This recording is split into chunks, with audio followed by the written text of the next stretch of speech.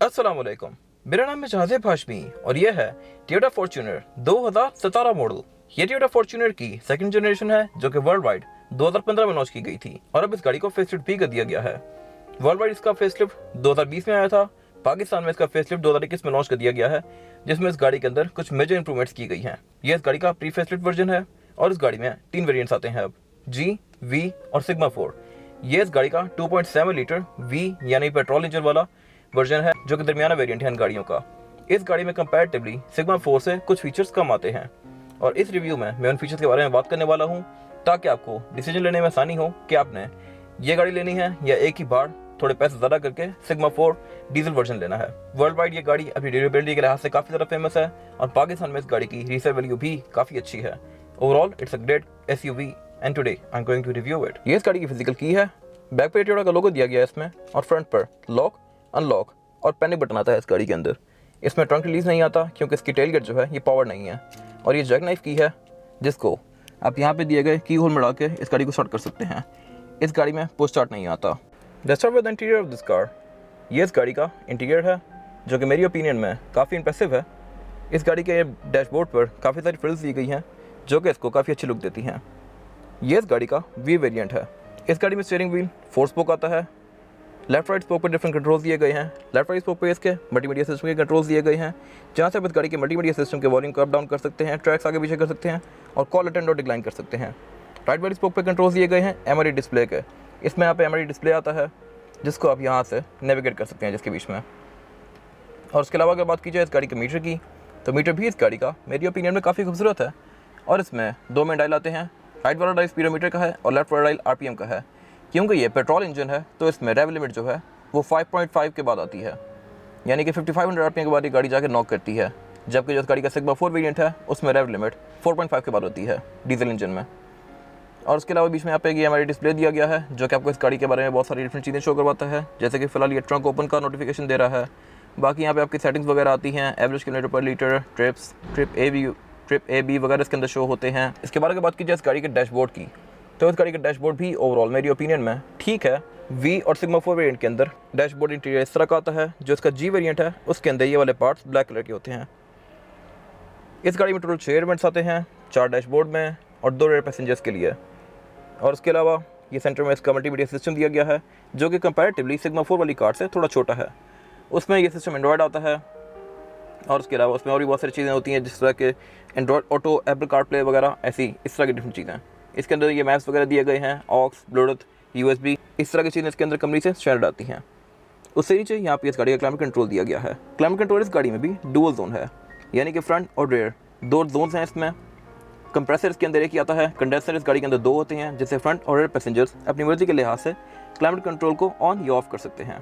Climate control से नीचे यहाँ पे इस गाड़ी के 4x4 के कंट्रोल्स दिए गए हैं, H4, H2 और L4। और उसके अलावा यहाँ पे डिफरेंशियल लॉक का कंट्रोल दिया गया है। इस गाड़ी में डाउन असिस्ट कंट्रोल नहीं आता। इसका जो सिग्मा वर्जन है उसमें यहाँ पे DAC भी आता है। गियर लेवर से पीछे यहाँ पे इस गाड़ी की हैंड ब्रेक दी गई है। हैंड ब्रेक इस गाड़ी में ट्रेडिशनल आती है और उसके साथ यहाँ पे इस गाड़ी के 2 मोड्स दिए गए हैं, ड्राइविंग मोड्स, इको मोड और पावर मोड। इस गाड़ी में स्पोर्ट्स मोड नहीं आता। लेटेस्ट फॉर्च्यूनर के अंदर अब स्पोर्ट्स मोड भी दे दिया गया है और उसके अंदर और भी बहुत सारी चीज़ें हैं जो कि मैं फर्दर नई फॉर्च्यूनर के रिव्यू में शेयर करूँगा। फॉर्च्यूनर के वी वेरिएंट में क्रूज कंट्रोल भी आता है और उससे पीछे यहाँ पे इस गाड़ी में की होल दिया गया है। इस गाड़ी में पुश स्टार्ट नहीं आता तो इसमें फिजिकल की आती है जिससे आप इस गाड़ी को स्टार्ट कर सकते हैं। यहाँ पे इस गाड़ी का क्रूज कंट्रोल दिया गया है और इस गाड़ी में पैडल शिफ्टर्स भी आते हैं। हेडलाइट के कंट्रोल इस गाड़ी में फीचर रिच हैं इस तरह से कि इसमें ऑटो का फीचर भी आता है। आप इस गाड़ी की हेडलाइट्स को ऑटो पे रख देंगे तो ये गाड़ी रात को सेंस करके ऑटोमेटिकली लाइट्स को ऑन और दिन में ऑफ करेगी। साथ ही यहाँ पे इसके फॉग के कंट्रोल्स दिए गए हैं और उसके अलावा लेफ्ट पे इस गाड़ी के विंडशील्ड वॉशर के कंट्रोल्स दिए गए हैं जो कि नॉर्मल से हैं। इनमें कोई ऑटो का फीचर नहीं आता। ये फॉर्च्यूनर का वी वेरिएंट है तो इसमें विंडोज़ सिर्फ ड्राइवर की ऑटोमेटिक आती है और बाकी तीनों विंडोज़ नॉर्मल हैं। जो कि फॉर्च्यूनर का जो सिग्मा 4 वेरिएंट है उसमें 4 विंडोज़ ऑटोमेटिक आती हैं। आगे यहाँ पे लॉकिंग कंट्रोल्स दिए गए हैं, साइड मिरर कंट्रोल्स दिए गए हैं। साइड मिरर इस गाड़ी में भी रिट्रैक्टेबल हैं और उसके अलावा यहाँ पे ये सारे ब्लैंक स्विच हैं इस गाड़ी के अंदर। जबकि जो इसका सिग्मा 4 वेरिएंट है उसके अंदर यहाँ पे ट्रंक रिलीज आता है, पावर डोर लॉक का बटन आता है। इस गाड़ी के अंदर वो वाले ऑप्शंस नहीं है। वैनिटी मिरर इस गाड़ी में भी आता है विद अ लाइट और उसके अलावा सेंटर में भी इस केबिन के ये LED वाली लाइट्स दी गई हैं जो कि मेरी ओपिनियन में काफ़ी खूबसूरत हैं चलते हुए। फॉर्च्यूनर के वी वेरिएंट में सिर्फ ड्राइवर की सीट इलेक्ट्रॉनिकली एडजस्टेबल है और पैसेंजर की सीट मैनुअल है। जबकि सिग्मा 4 में दोनों सीट्स इलेक्ट्रॉनिकली एडजस्टेबल आती हैं। इसके बारे में बात की जाए इस गाड़ी में पैसेंजर की सीटिंग कैपेसिटी की, तो सीटिंग कैपेसिटी भी इस गाड़ी की नॉर्मली हर फॉर्च्यूनर की तरह ही है। बैक पे इसमें लेगरूम भी ठीक है, स्पेशियस है। हेडरूम का इस गाड़ी में कोई इशू नहीं है क्योंकि एक प्रॉपर एसयूवी है, तो इसमें हेडरूम बहुत ज़्यादा है मेरे पास। बैक पर इस गाड़ी में भी 2 एयर वेंट्स आते हैं, ऊपर कैबिन लाइट आती है जो कि एलईडी के साथ है और ये जलते हुए काफ़ी अच्छी लगती है। बैक पे इस गाड़ी में 12 वोल्ट का चार्जिंग आउटलेट आता है। नीचे की इस गाड़ी में प्रॉपर 220 वोल्ट का एक स्विच आता है जहाँ पर आप कुछ भी लगा सकते हैं अपना चार्जर वगैरह। ये सीट्स रिक्लाइनिंग है इसकी, ये इनको आप आगे पीछे भी कर सकते हैं लाइक दिस। और उसके अलावा यहाँ पे इसमें एक सेंटर कंसोल दिया गया है जिसको ओपन करके आप इसमें से 2 कप होल्डर एक्सेस कर सकते हैं ऐसे। बाकी ये हर फॉर्च्यूनर की तरह ही है, काफ़ी स्पेशियस है। इसमें कोई बैक पे यहाँ पे चेंज नहीं की गई। इस वेरिएंट के अंदर और सिग्मा 4 के अंदर ये सेम ही आते हैं रियर कैबिन। ये इस गाड़ी का फ्रंट लुक है जो कि थोड़ा मॉडिफाई हुआ हुआ है और इसको RX 570 जैसी लुक देने की कोशिश की गई है।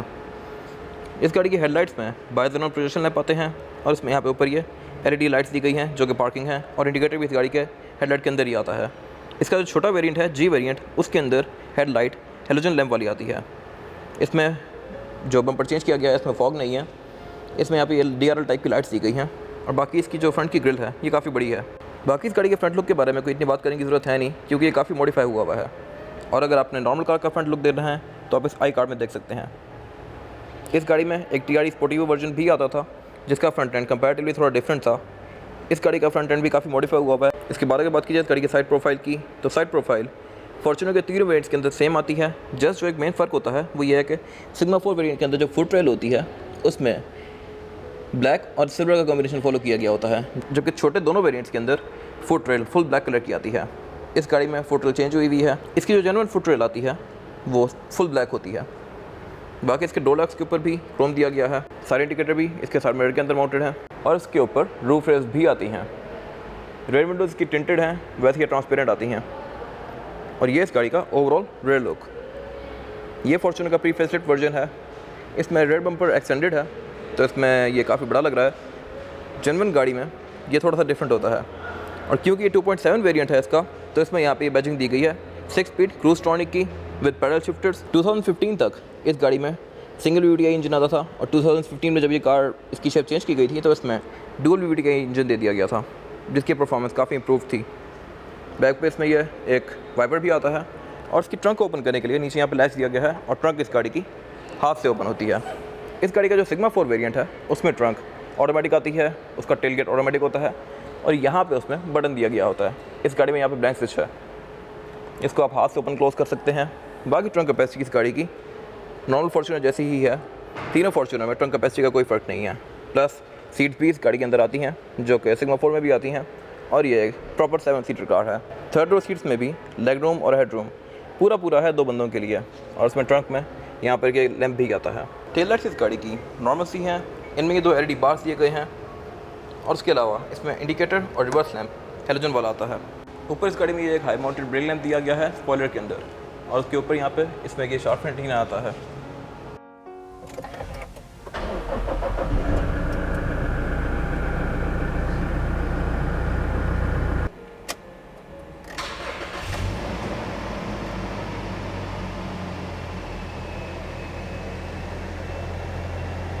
इसके बाद बात की जाए गाड़ी के इंजन की, तो इंजन इस गाड़ी में 2700 सीसी पेट्रोल आता है।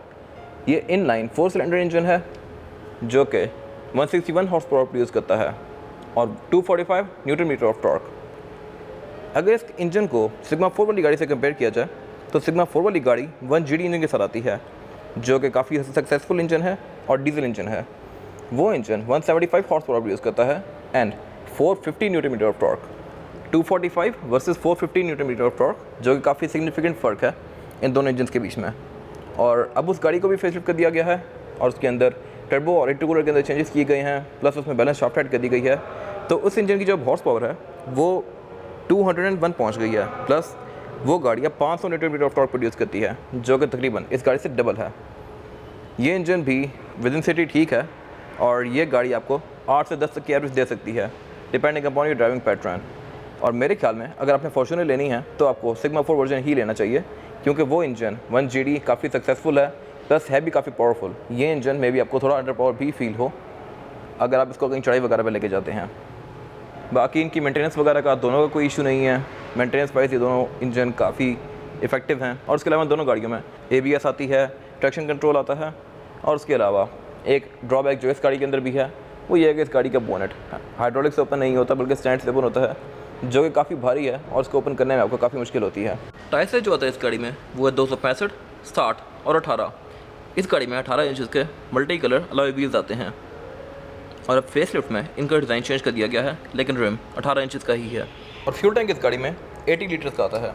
ये टैंक 80 लीटर का है, जो कि आपको एक फुल टैंक में 600 किलोमीटर तक की रेंज आराम से प्रोवाइड करेगा। ये गाड़ी टोयोटा शोर पर लिस्टेड है और इसकी जो डिमांड है वो है 8250। ये इसकी स्पेक्स बताई गई हैं। फॉर्च्यूनर 2.7 पेट्रोल, माइलेज 42,888 और ईयर 2017। ये था review Toyota Fortuner V 2.7 litre का। मेरी ओपिनियन में आपको एक ही बार थोड़ा खर्चा करके फॉर्च्यूनर का सिग्मा 4 वर्जन लेना चाहिए। और मैं ये बात सिर्फ फीचर की बेसिस पे नहीं कर रहा, ऑल्दो इस गाड़ी में ऑटो टेलगेट नहीं आता और भी बहुत सारी छोटी मोटी चीज़ें हैं जो कि इस गाड़ी के अंदर नहीं है और उसके अंदर आती हैं, लेकिन मैं ये बात कर रहा हूँ इंजन की बेसिस पे। इस गाड़ी में 2.7 लीटर पेट्रोल इंजन आता है, जो कि मेरी ओपिनियन में कोई बहुत ज़्यादा डिज़ायरेबल नहीं है। ऑल्दो ये इंजन प्राडो के अंदर भी आता है, लेकिन स्टिल अगर आप इसके बाद 1GD इंजन की ड्राइव लेंगे तो वो आपको काफ़ी बेहतर लगेगा इस इंजन से। उसका हॉर्स पावर और टॉर्क इस इंजन से काफ़ी बेहतर है। वो गाड़ी 175 हॉर्स पावर प्रोड्यूस करती है plus 450 newton meter of torque, जबकि ये गाड़ी 245 न्यूटन मीटर प्रोड्यूस करती है। और उसका जो नया वर्जन है वो 500 न्यूटन मीटर ऑफ टॉर्क पर चला गया है, जो कि काफ़ी अच्छा है कंपैरेटिवली पुरानी फॉर्च्यूनर से भी। मेरी ओपिनियन में आपको एक ही बार खर्चा करके सिग्मा 4 वर्जन लेना चाहिए। उस गाड़ी की रीसेल वैल्यू भी कंपैरेटिवली इस गाड़ी से थोड़ी स्ट्रॉन्ग है और उस गाड़ी की एवरेज भी इस गाड़ी से थोड़ी सी बेहतर होगी। तो ये था आज का रिव्यू। अगर आपको ये रिव्यू पसंद आया तो इस रिव्यू को लाइक कीजिए, मेरे चैनल को सब्सक्राइब कीजिए और अगर आपके पास इस गाड़ी से रिलेटेड कोई भी राय है तो उसको कमेंट सेक्शन में जरूर शेयर कीजिएगा, ताकि वो लोग जो ये गाड़ी लेने वाले हैं या वो लोग जिनके पास ये गाड़ी ऑलरेडी है वो आपकी राय से फ़ायदा उठा सकें। अपना ख्याल रखिएगा। Thank you.